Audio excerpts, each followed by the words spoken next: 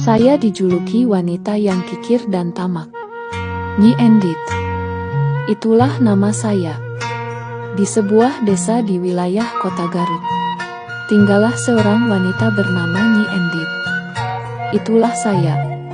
Saya merupakan janda yang sangat kaya. Saya juga disegani oleh masyarakat di desa.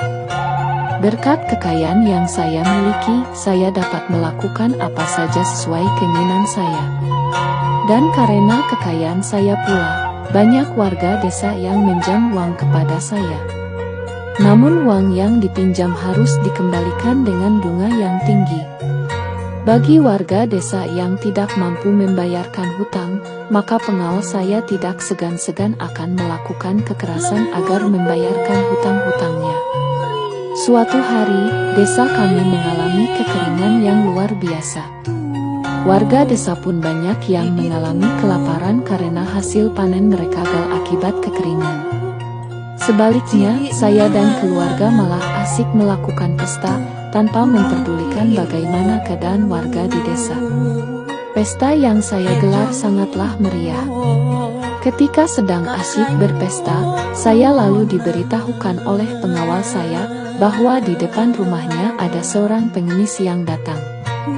Saya pun langsung berkata, "Kurang ajar. Berani-beraninya ia mengganggu pestaku. Segera usir dia," perintah saya kepada pengawal. Namun tanpa diduga pengemis tersebut berhasil menerobos masuk ke halaman rumah saya.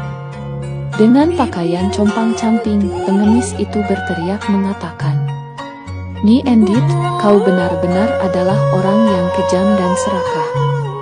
Berikanlah sedikit makanan yang ada di pestamu kepada para warga desa yang kelaparan," teriak si pengemis. Dengan nada yang sedikit emosi saya pun berkata, "Berani-beraninya kau berkata seperti itu. Cepat usir dia dari rumahku," balas saya sambil menyuruh pengawal untuk mengusirnya.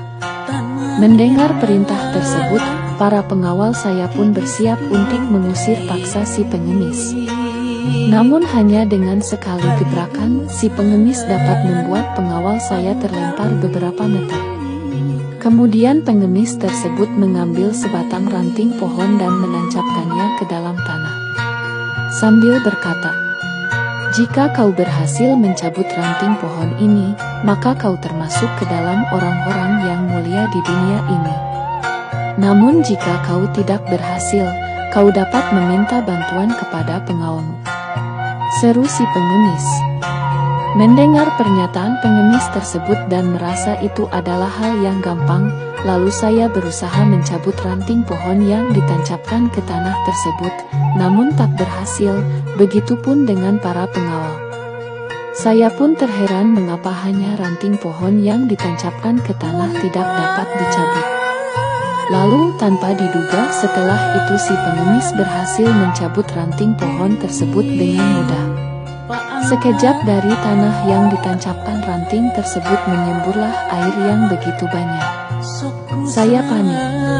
Air yang terus-terusan menyembur itu kemudian membuat satu desa menjadi terendam dan tenggelam.